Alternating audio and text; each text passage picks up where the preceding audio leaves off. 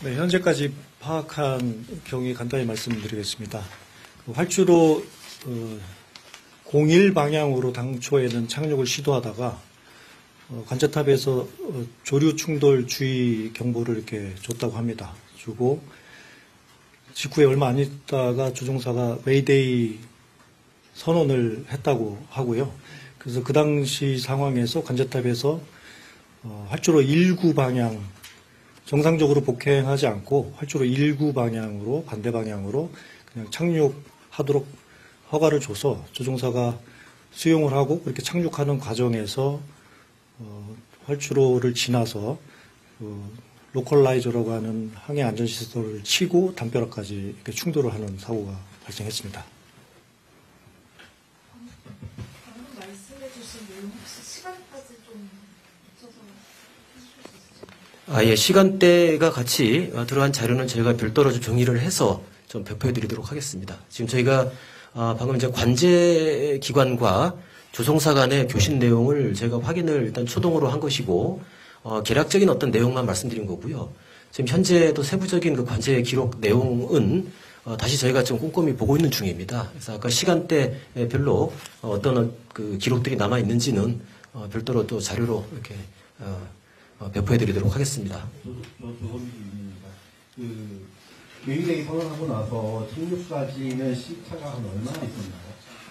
몇 초 남았습니까, 시차가?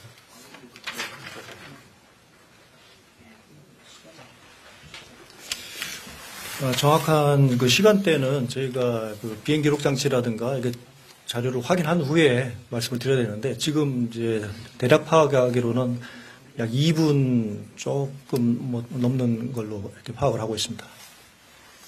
예, 아까 두 번째 브리핑 할 때, 이제 블랙박스 이제 확보 여부에 대해서, 우리 기자분께서 말씀을 주셨습니다. 저희가 다음 브리핑 때 이렇게 말씀드리겠다고 했었는데, 지금 블랙박스가 두 가지의 블랙박스가 있습니다. 비행 기록 장치라는 것이 있고, 또 음성 기록 장치라는 게 있습니다. 블랙박스가 두 가지로 구분이 되어 있는데, 현재 비행 기록 장치는 사고조사위원회가 수거했습니다. 수거해서 그거를 이제 조사를 할 것이고, 음성 기록 장치는 좀 현장 이 상황에 따라서 추가로 좀 확보를 할 계획이라는 점을 말씀드리겠습니다. 그러니까 아까 여러 기자분들이 말씀하신 그런 시간이라든지 세부적인 어떤 그 동선 이런 것들은 이 비행 기록 장치를 좀 보면은 또 음성 기록 장치를 보면은 좀 더 정확한 어떤 정보를 알 수 있지 않을까 이렇게 보고 있습니다. 앞서 브리핑을 하실 때 그 활주로 길이가 짧지 않다고 말씀하셨는데 방금 말씀하신 거는 그 착륙하는 방향, 활주로 방향에 대해 설명하셨는데 그 방향에 대해서도 이전에 했던 답변이 유효한 것일까요? 그렇습니다. 지금 아까 말씀드렸던 것처럼 지금 무한항공의 활주로 길이가 2,800m입니다. 그리고 그 전에도 항공기들이 운항을 했던 공항입니다. 사실은. 그래서 이 활주로 길이가 충분치 않아서 이 사고가 났다라고 보기는 어려울 것으로 생각됩니다. KBS 이승훈입니다. 기산 상황 중에요. 그 바람의 방향이 이 여객기의 방향과 역방향이었습니까? 순방향이었습니까? 예, 그 세부적인 바람도 제가 지금 파악을 하고 있고 다음 제가 브리핑 때 말씀드리겠습니다.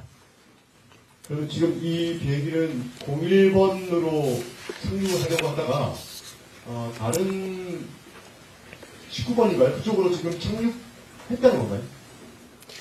예, 그렇게 착륙을 하면서 사고가 난 것으로 저희가 잠정 이렇게 좀 보고 있습니다. 아까 말씀드렸던 것처럼 여기 우리 비행 기록 장치라든지 또 관제사 교신 기록들을 좀 더 살펴보고 정확하게 좀 말씀을 드려야 될 것 같습니다. 01번과 네. 19번의 활주로 길이는 똑같습니까? 활주로 길이는 같은 활주로에 어느 방향으로 착륙하냐에 따른 어떤 번호만 부여한 겁니다. 그러니까 물리적으로 다른 활주로가 아닌 겁니다. 정체 착륙을 할 당시에 이 활주로 앞단에서 착륙이 시도가 된 건지 아니면 활주로 중간 부분에서 시도가 된 건지 그걸 혹시 파악을 하셨나요? 예, 그거는 좀 확인을 좀 하고 있는 중입니다. 또 뒤에 말씀드리겠습니다.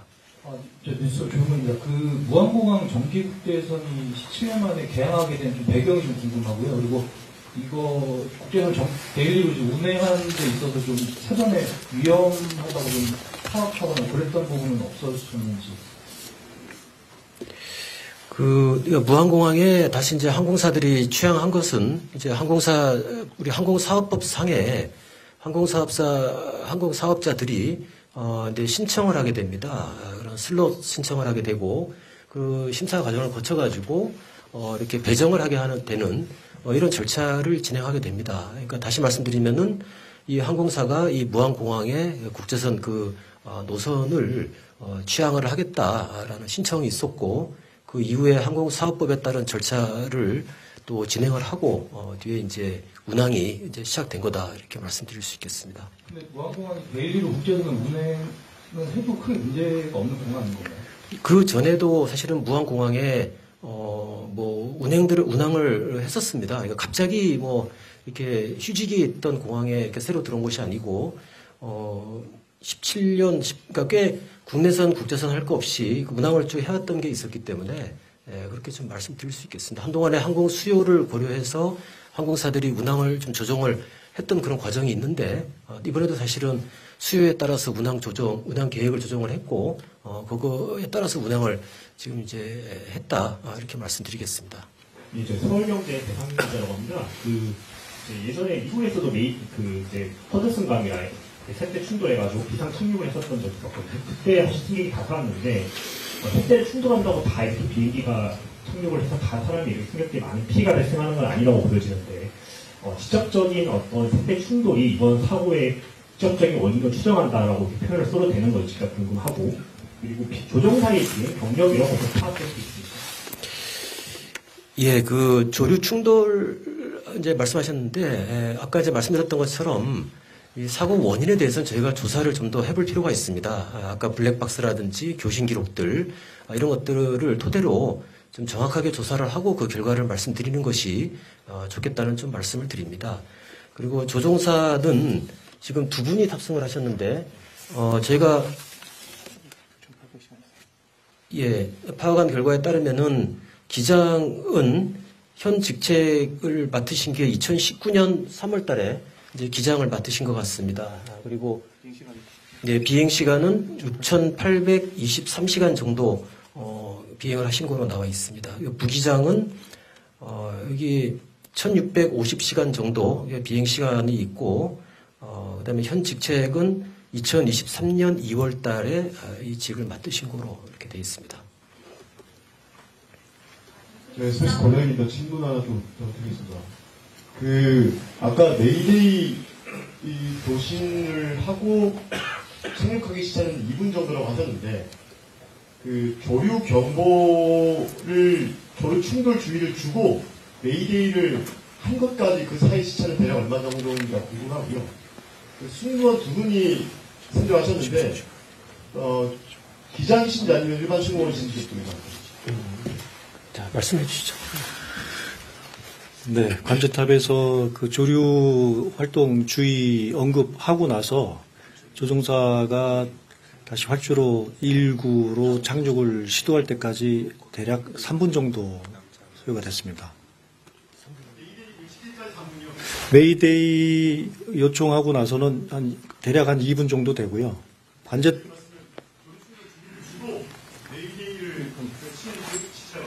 그 사이는 한 1분 정도 이렇게 파악이 되고 있습니다. 정확한 거는 추후에 자료 확인을 하고 나서 교정이 돼야 될 것 같고요. 181명이 탑승했던 무한공항 사고 여객기가 착륙 직전 조류 충돌, 이른바 버드 스트라이크 문제를 겪었던 것으로 보이는 탑승객의 메시지가 확인됐습니다. 한 탑승객과 가족이 나눈 것으로 알려진 SNS 대화창. 오전 9시 한 탑승객은 잠깐 있어 새가 날개에 껴서 착륙 못하는 중이라고 메시지를 보냈습니다. 수신자가 언제부터 그랬냐고 묻자 이 탑승객은 방금이라며 유언해야 하나라고 답했습니다.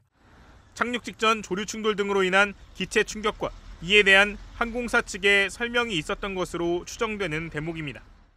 이를 본 가족은 곧바로 어쩌냐고 답을 보냈지만 더 이상 메시지를 읽지 못한 듯 숫자 1은 지워지지 않았습니다. 실제 동체 착륙과 폭발이 발생한 시각은 9시 3분이어서 사고 직전 보낸 문자로 추정됩니다. 약 30분 뒤 가족은 왜 전화가 안 되냐며 다시 한번 문자를 보냈지만 역시 읽지 못했습니다. MBC에 제보된 영상을 보면 공중에서 항공기 우측 엔진 쪽에 갑자기 하얀 잔해와 함께 화염이 나오는 장면이 포착됐습니다. 이정현 전남 무안소방서장도 1차 브리핑에서 조류 충돌 사고 등이 원인으로 추정된다며 정확한 원인은 조사해봐야 한다고 밝혔습니다. 사고 영상을 분석한 김인규 항공대 비행교육원장은 엔진 자체 결함과 조류 충돌의 가능성 둘 다 배제할 수 없다며 조종사가 불가피한 이유로 동체 착륙을 시도하면서 여객기 속도를 줄이기 위해 기술을 올린 것으로 보인다고 말했습니다.